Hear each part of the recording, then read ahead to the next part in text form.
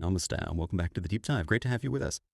We often hear about population, usually in terms of numbers, right? How many people? Is it growing, shrinking? And those numbers matter. Of course they do. But sometimes focusing only on the count means we miss the real story, the deeper meaning of what a population actually represents for a nation. So today we're going on a bit of a journey. We're diving into some sources that really challenge us to think differently. We're looking beyond just the numbers to see how people, when they're understood and frankly invested in, become maybe the most powerful asset an economy has. We'll explore how that transformation happens, the incredible returns when we invest in people, and yeah, even the costs when we fail to do so. It's economics, but with a very human face. It is. And what's so fascinating, I think, is how this deep dive really pushes us beyond simple demographics. It tackles that old idea head on, is a big population a burden, and says, well, maybe we need to look at the potential, the quality within that population. It's a perspective shift, really, with huge implications for, well, how we build successful societies. Exactly. And we've got some compelling stories, some surprising facts, especially looking at India's experience. But honestly, the lessons here apply pretty much everywhere.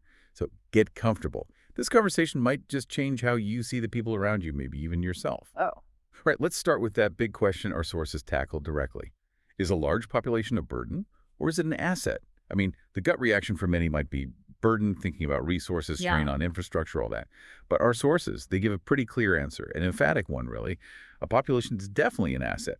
But, and this is the key part, it doesn't just happen automatically. It becomes an asset through planning and investment. Precisely.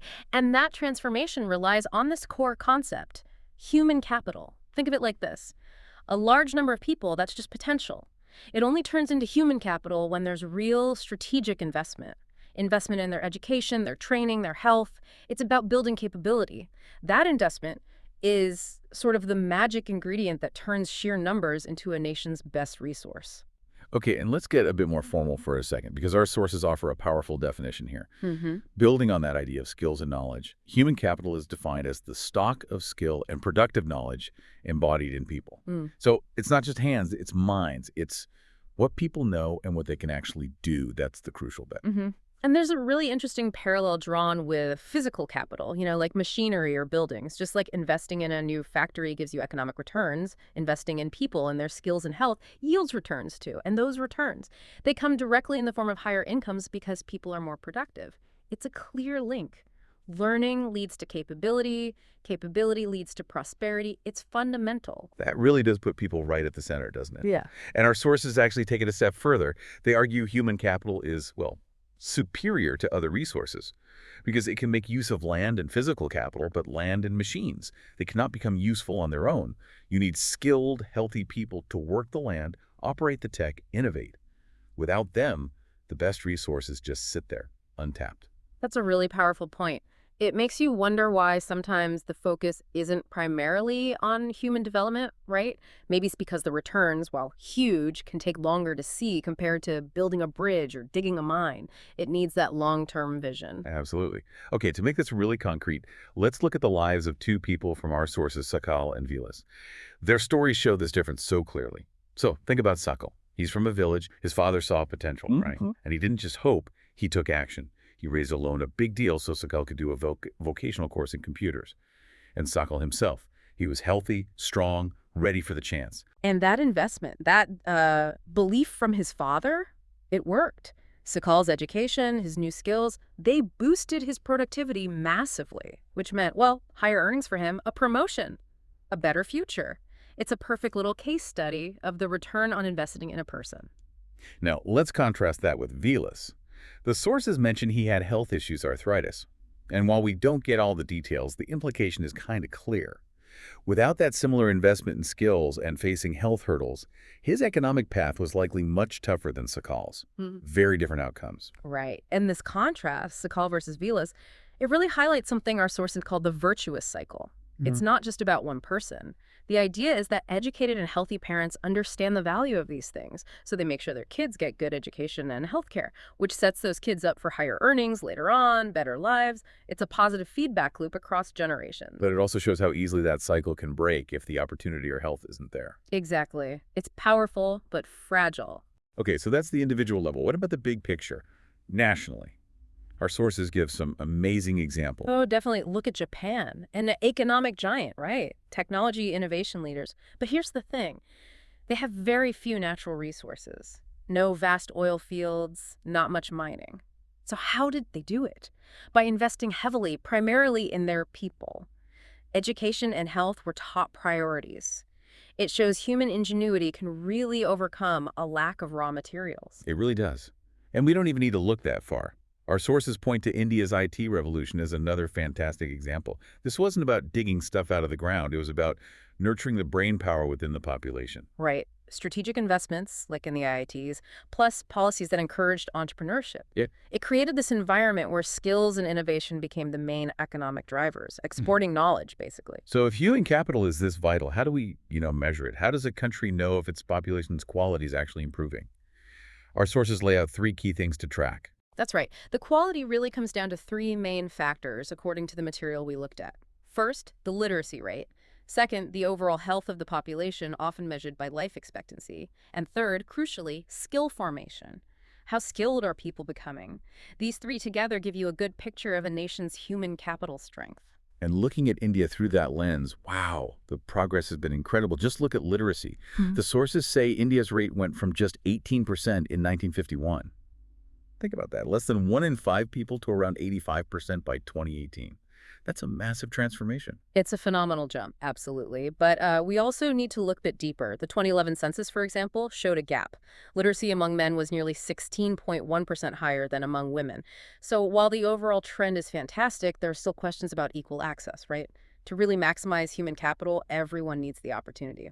That's a critical point. And acknowledging that, the sources mention big efforts like Samagra Shiksha. This is a pretty ambitious program, trying to boost school effectiveness right from preschool all the way to class 12. The goal is inclusive, quality education for all kids, building that strong foundation early on. And then shifting to health, there's India's national health policy. It focuses on improving healthcare, family welfare, nutrition, and notably, our sources highlight its special focus on the underprivileged, which is vital for making sure development reaches everyone. And you can see the results. Look at the infant mortality rate, IMR. Our sources say it dropped dramatically from 147 back in 1951 down to 28 in 2020. That's not just a number. That's lives saved, healthier families, a stronger start for so many. It shows real commitment. It really does. Now, briefly connecting this back to the economy, the sources distinguish between market and non-market activities. Market activities are basically work done for pay or profit, the stuff that drives the formal economy. Non-market is usually for self-consumption. And we see the rise of the tertiary sector, too, things like trade, transport, communication, banking. That's where skilled human capital really comes into play in a modern economy. Got it. And that distinction leads to a really interesting, maybe uncomfortable question raised in the sources. Why isn't all that household work, usually done by women, counted in the national income? I mean, it's vital work. Yeah, the sources give a very direct reason. It's because women are not paid for the service delivered in the family. It's a stark reminder of a huge economic contribution that's often invisible in official figures. If we could quantify it, our economic picture might look quite different. Something to think about. But okay, what happens when this amazing human asset isn't actually used? When potential just sits there? That brings us to the tough topic of unemployment, which obviously undermines everything we've discussed. Our sources define it simply. It's when people who are willing to work at the going wages cannot find jobs. A mismatch between wanting to work and finding work. Right, and in rural India specifically, the sources mention 2 common types. First, there's seasonal unemployment. People have work during planting or harvest, maybe, but are jobless the rest of the year.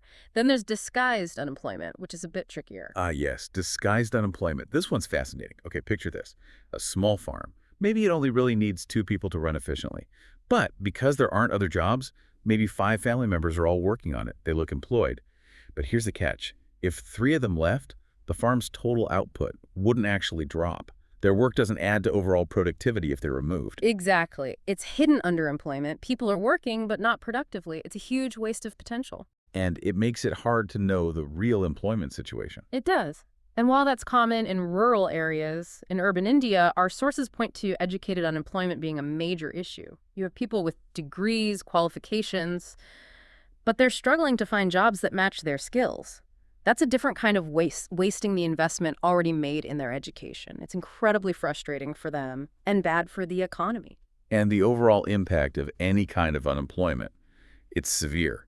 Our sources say it leads to a wastage of manpower resources. It literally turns potential assets into liabilities. You lose the productive capacity, and society often bears the cost of supporting the unemployed. Yeah, it's a double hit. And it forces people into tough spots. There's a really sad detail in the sources. It mentions that poor people in India often have to take any work they can find, no matter how little it pays. Why? Because they simply cannot afford to sit idle. Their earnings just keep them at a bare subsistence level. It's about survival, not about developing their potential or finding fulfilling work. It really underscores the harsh reality for many. Wow. Okay, we've covered a lot of ground today. It's been quite the deep dive, hasn't it? We've really unpacked this idea of human capital, seeing people not as numbers, but as this incredible resource, from Sakal's story showing individual success, to nations like Japan transforming through investment, to India's progress in health and literacy, but also facing the tough realities of unemployment. Absolutely. And the core message that keeps coming through is that the quality of a population, which comes from that investment in health, education, skills, that's so much more important than just the size. It's about nurturing potential. That's how you create a true asset, recognizing that value in everyone. So thinking about all this, what does it mean for you listening right now? Maybe look around your own community, your country. Where are those investments in people happening? Where are the gaps? What potential is being unlocked? And what's being left behind? And maybe one final thought to leave you with, building on all this. If investing in human capital is so critical for prosperity, what's next? What might be the next big frontier in human development?